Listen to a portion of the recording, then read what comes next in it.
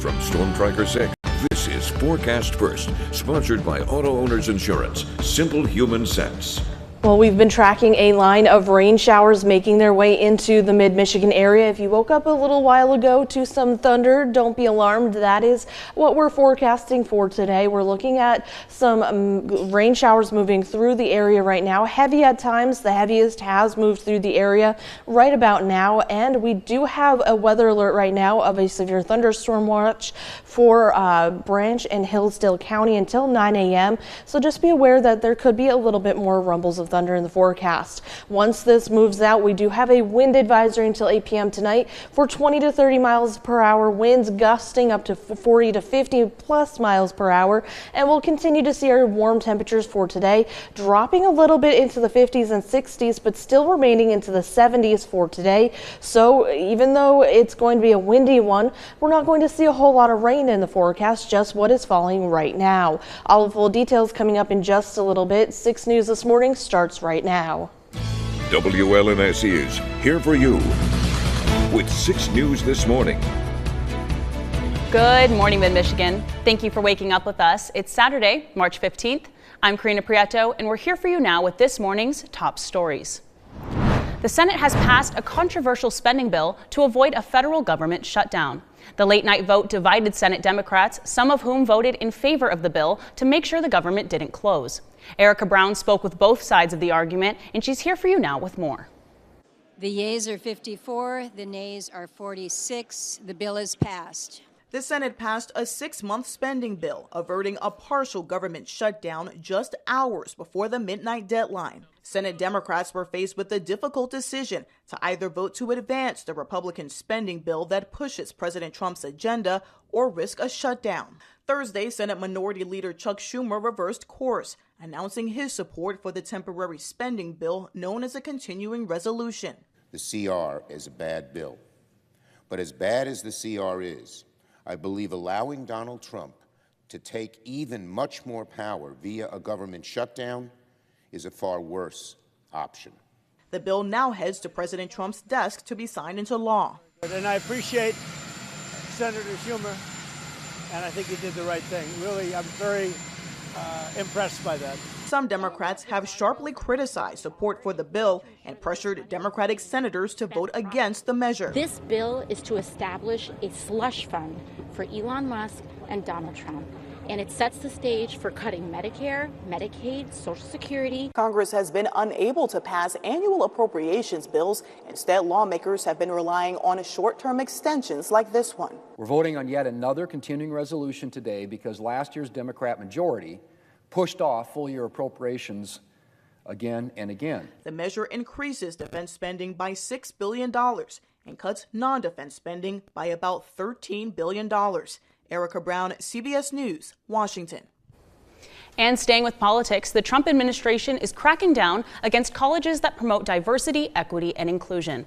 Yesterday, the Department of Education opened investigations into dozens of colleges, including University of Michigan in Ann Arbor and Grand Valley State University near Grand Rapids.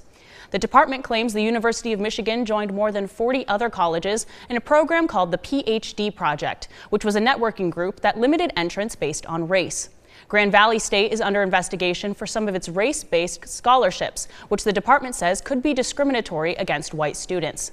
If these programs are found to be in violation, these schools could lose their federal funding.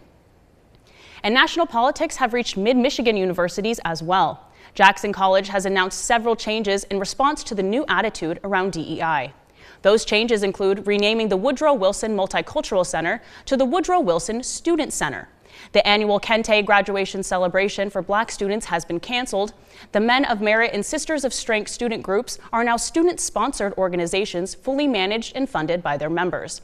Jackson College has also changed its curriculum and website to eliminate references to diversity, equity, and inclusion. Michigan health officials have confirmed a case of measles in Michigan. This comes as hundreds of cases of the disease have been confirmed in West Texas. The case, discovered in Oakland County, involves travel outside the country, but more people were exposed here in Michigan. Health officials held a press conference Friday to explain this situation. You're starting to develop a fever, or your child is developing a fever, runny nose. Many times we can just dismiss those symptoms, right? It's spring. everyone's got hay fever. Who's not going to have a runny nose, right? And so this idea of knowing where the local exposures were are so important because you won't dismiss those symptoms then. Measles is highly contagious and used to be very common, but thanks to a safe and effective vaccine, it's now extremely rare. Doctors say getting vaccinated is still the best way to prevent measles. And we've been tracking a wall of wind and thunderstorms on its way to mid-Michigan. The same system has moved through Oklahoma and Texas overnight, where it's been starting wildfires and causing pileups. The storm also killed 3 people who crashed during a dust storm in Texas and sparked up more than 100 wildfires. As the system travels east, there are increased chances for tornadoes and flash flooding in the south and east coast. Well, we will turn over now to our weather expert, Kelsey Emery, for more on the local impacts. From Storm Tracker 6, this is Weather on the Sixes, sponsored by Auto Owners Insurance. Simple human sense. Well, we had a few rumbles of thunder just a few hours ago, and that will probably be the majority of what this storm system is going to bring to the area, other than a lot of gusty winds. We're seeing those raindrops on our Jackson cam, and here is our system across the Midwest right now. It is still in the part of Nebraska, and it is bringing with it that line of strong to severe storms from the Illinois area into Indiana and now into part of mid-Michigan. Zooming in, though, you can see that we did have a few hours of just quiet weather. Now we're just seeing some rain showers, heavier at times, and that comes with the chance for some gusts as well, up to 25 miles per hour. As we can see, zooming in even closer, we see that Lansing, you're having the heaviest rain right now, even Charlotte and even into Jackson, and that could have some embedded thunderstorms and even some gusty wind as well. Zooming out one more time, we do have a severe thunderstorm watch in effect until 9 a.m. for Hillsdale and Branch County. That's just for that possibility of some strong winds moving in, and once the winds move out, we do have a wind advisory for today until 8 p.m. for some gusty winds, all associated with this weather system. Rain showers move out, and we do have the chance for maybe a few peaks of sunshine this afternoon, but another thing to be concerned about is our winds for today as we head into the rest of the day. We'll see our wind gust up to about 30 to maybe 40 to 50 miles per hour at times. Could be even stronger than that as we head into the afternoon.